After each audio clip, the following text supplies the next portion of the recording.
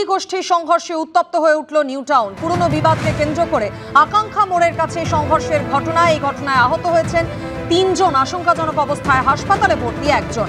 ঠিক কি ঘটনা ঘটেছে বিস্তারিতভাবে জানতে কথা বলে নেব। আমাদের সঙ্গে টেলিফোন লাইনে রয়েছেন প্রতিনিধি সুকান্ত মুখোপাধ্যায়। সুকান্ত, কি কারণে এই সংঘর্ষ, পুলিশ সূত্রে কি খবর?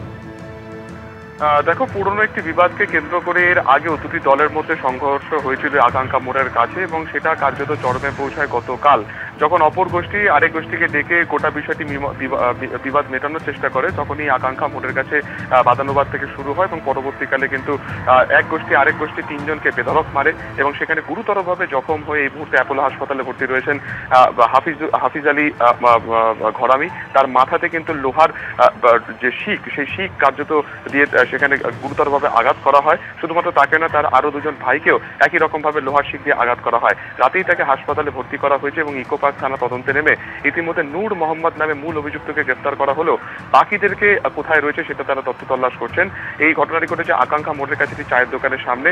এলাকার একাধিক বিষয়কে কেন্দ্র করে এই দুটি গোষ্ঠীর মধ্যে দীর্ঘদিন ধরে সমস্যা চলছিল, এবং যেটা তোমাকে বললাম যে গতকাল রাত 11:30 নাগাদ যখন দুটি দল ফের একই জায়গাতে গোটা বিষয়টি মীমাংসা করার চেষ্টা করে, তখন এই ঘটনা ঘটে। স্বাভাবিকভাবেই গোটা ঘটনার জেরে বেশ কিছুটা উত্তেজনা তৈরি হয় এলাকাতে। পরবর্তীকালে পুলিশ গিয়ে ঘটনাস্থলে পরিস্থিতি নিয়ন্ত্রণে আনে। ধন্যবাদ সুকান্ত।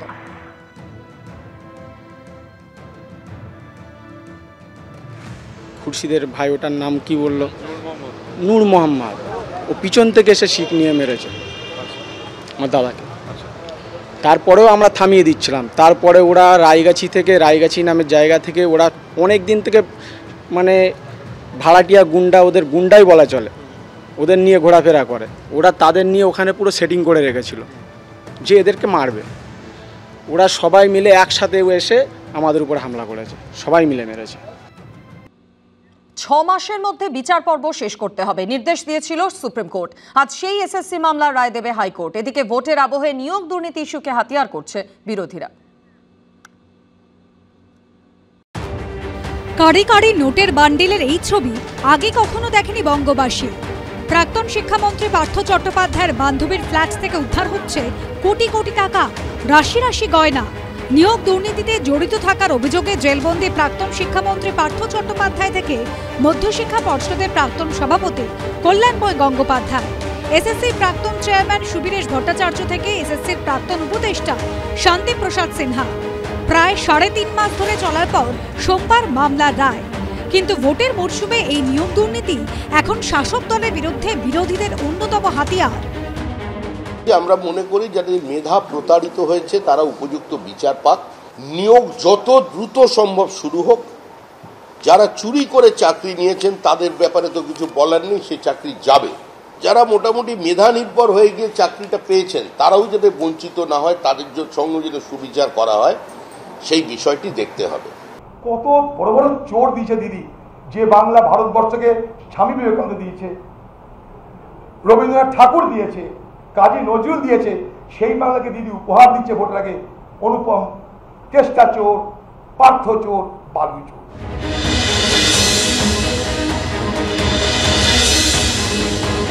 সারা দেশে গরিব মানুষের জীবন দুর্বিষহ। 71% মানুষ বলছে যে ভারতবর্ষের তারা অত্যন্ত সংকটপূর্ণ জীবনযাপন করছে। তারপরে যদি নরেন্দ্র মোদী না চাপে পড়ে থাকে, এখানে একটা লোক কি অপরাধ করেছে তার জন্য তৃণমূল চাপে পড়বে না? হতেই পারে। সব দলে কে বলেছে সব দলে মহাপুরুষ আছে? এসএসসি দুর্নীতি মামলায় বিচারপতি অভিজিৎ গঙ্গোপাধ্যায় যে নির্দেশ দিয়েছিলেন তাকে চ্যালেঞ্জ করে সুপ্রিম কোর্টে একাধিক মামলা হয়েছে। তার প্রেক্ষিতে মামলাগুলো কলকাতা হাইকোর্টে ফেরত পাঠায় এবং বিশেষ বেঞ্চ গঠনের নির্দেশ দেয় সুপ্রিম কোর্ট। সেই অভিজিৎ গঙ্গোপাধ্যায়ই এখন কলকাতা হাইকোর্ট থেকে অনেক দূরে তমলুকে ভোট প্রচারে ব্যস্ত। আগে জাজমেন্টটা হোক, এটা তো এখন বর্তমান যিনি শুনেছেন যে ডিভিশন বেঞ্চ জাস্টিস দেবাংশু বসাকের, তিনি জাজমেন্টটা দিন। কালকে সকালবেলা 10:30টায় আসে বলে কাগজে পড়েছি, দেখা যাক কি দাঁড়ায়। অন্যদিকে চাকরির আশায় অসহ্য গরমের মধ্যে এতগুলো দিন ধরে যারা রাস্তায় বসে, সেই সব চাকরি প্রার্থীরাও তাকিয়ে রয়েছেন এই রায়দানের দিকে। এই রায়দানের ক্ষেত্রে আমরা পূর্ণরূপে আশাবাদী যে অযোগ্য যারা আছে তাদের উপযুক্ত বিচার হোক, এবং যারা চাকরি থেকে, ন্যায্য চাকরি থেকে যারা বঞ্চিত, তাদের উপযুক্তভাবে স্কুলে পাঠানো হোক। সব মিলিয়ে ভোটের মুখে গত কয়েক বছরে বহু চর্চিত নিয়োগ দুর্নীতি মামলায় আদালত কি নির্দেশ দেয় সেদিকেই তাকিয়ে সকলে। বিটন চক্রবর্তী, অরিত্রিক ভট্টাচার্য এবং অনির্বাণ বিশ্বাসের রিপোর্ট, এবিপি আনন্দ।